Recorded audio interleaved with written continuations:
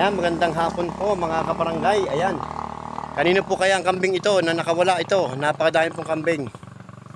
Ayan, baka sakali po makikita niyo pong kambing ito ay ito po ay makakapurisyo ng makakapurisyo po ng halaman. Ayan, ang dami po nila. Ito po ay 1, 2, 3, 4, 5, 6.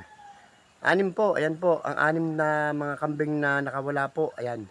Nandito po yan sa Kamutihan. Ayan, dito po sa Barangay Uube. Malapit po dito sa may bahay ni Kagawad Bilyong. Pilaya po. Ayan po. Ayan po yung mga kambing. Sana po sa mga kita po ay ipag-alam po sa may-ari ng kambing at baka po makasira ng mga halaman. Baka kung saan po pumunta ito at makapagbayad pa po ang may-ari ng kambing. Ayan, maraming salamat po. Update po sa mga alaga po ng kambing. Kung sino po ang nagmamay-ari. Tali naman po at pakipuntahan po dito sa Barangay Ube. Dito po sa may tinura ni Juan. Yan. Juan Nori po. Andito po sa may tinuran ang kambing po. At dito po ay may tanim na mga kamote. Ayan po. At baka po ito ay lumibang pa po sa ibang lugar na may taniman at makasira. Ayan. Magandang hapon po sa atin lahat. Kabarangay. Ayan.